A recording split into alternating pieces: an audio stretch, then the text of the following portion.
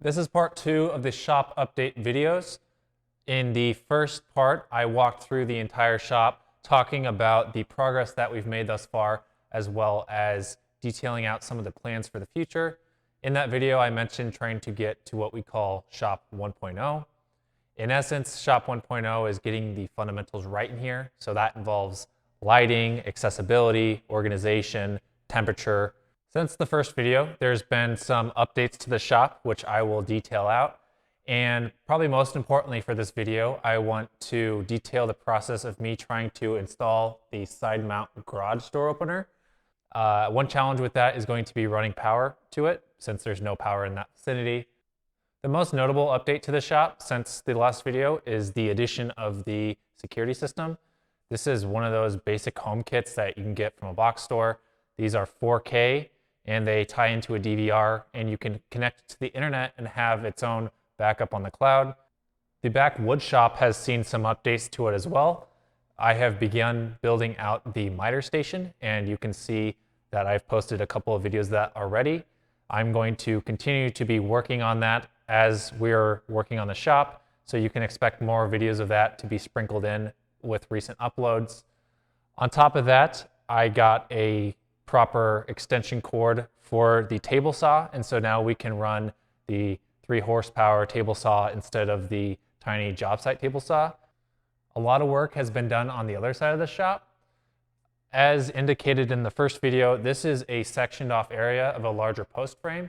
And so this is the nicer, heated up, well lit area where we do most of our work. And the other side has a lot of pallet racking and has more long-term storage. A lot of cleaning that involves bringing stuff from that side over here and cleaning it up and getting it ready to sell. So we've been getting some machines out of here. In here right now, we have 2 vending machines that my dad is in the process of cleaning up.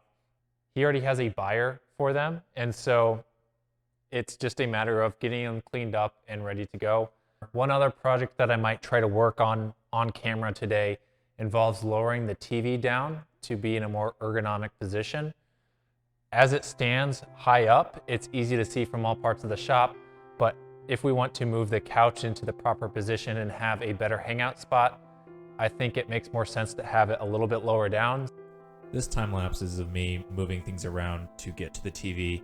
That scissor lift ended up getting moved next door when I started on the garage door, and it's over there, and so that frees up a bit of space.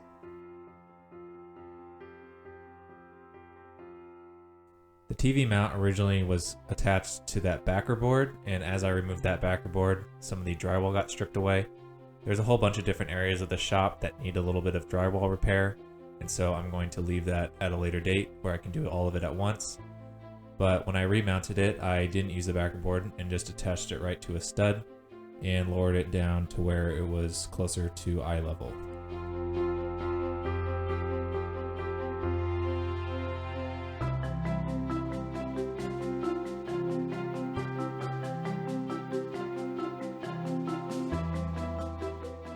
To tidy up the long cords, I just zip tied them into bundles. I'm not sure how to store those in the future, but for right now it seems to be an okay solution.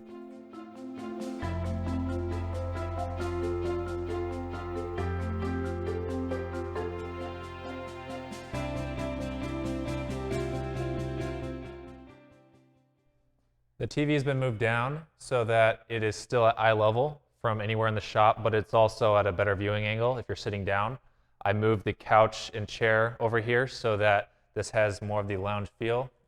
I've cleaned up a lot of the cords and electronics, and I'll continue to get the rest of this hooked in off camera.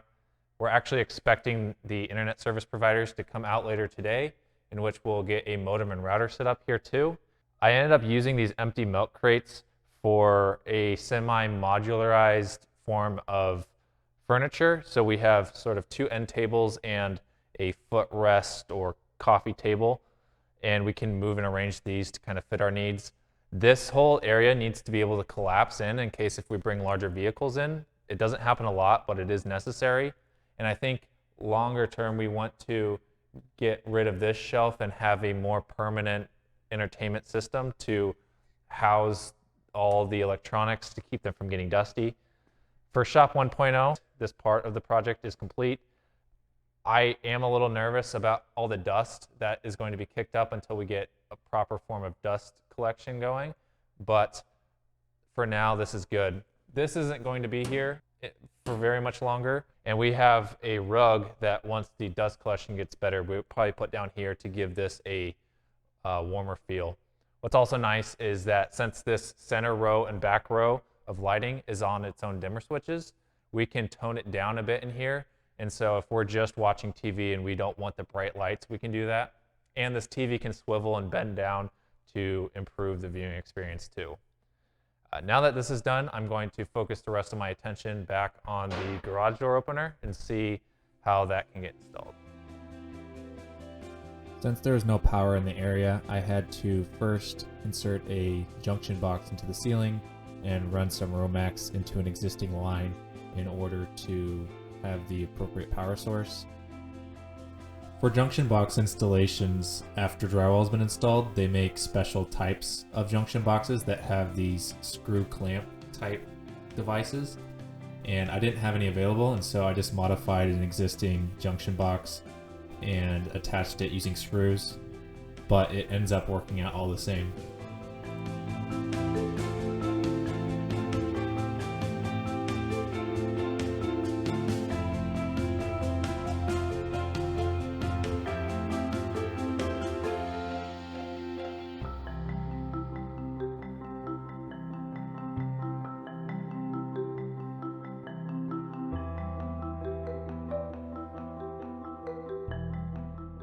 After the junction box installation, I went up into the roof and ran a line to the other circuit where I nailed it down and attached it into the junction box that connected the other garage door opener.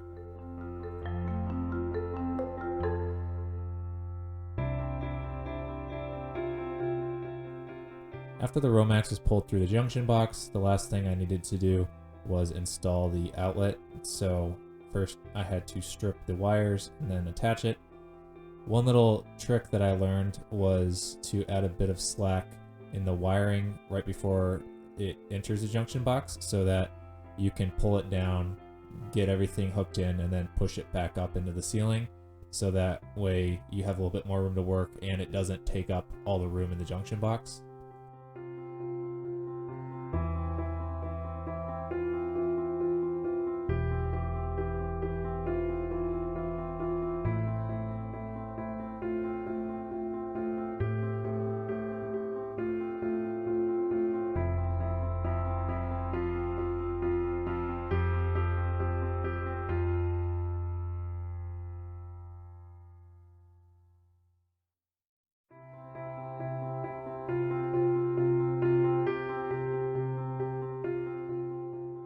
I have a circuit tester that I usually plug in to test the outlet, but I couldn't find it, so I just used this light.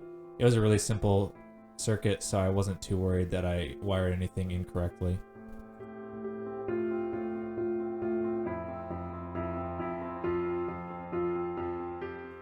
Starting with the garage door hardware, I had to first add some blocking behind where the garage door would mount. And as you can see right there, that's it actually mounted. The blocking was actually a bit overkill, but it still looks all the same. After getting that, I had to run the pull cord and the deadbolt, which you can see is mounted right there. This is a tension monitor, and I ended up having to add a piece of blocking behind it at a later date. But all that does is make sure that there's no slack in the line as it opens or shuts for safety. The rest of the installation involved wiring everything in, as well as getting all the wiring attached to the sides and getting the mounted garage door opener button put in on that left side. I also had to get the two sensors that detect any obstructions on the opening put in, so that all went fairly smoothly. Okay, the hardware has been installed and I think I got everything hooked in properly. I'm still a little nervous to see whether or not it's going to work. Even though it's all plugged in, there will be a little bit of adjustment needed to get in the height, but I figured I'll film the first try to see if something goes wrong. So here we go.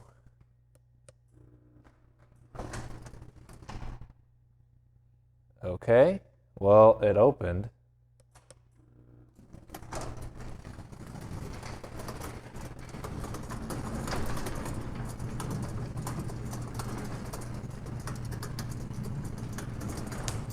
It's really quiet.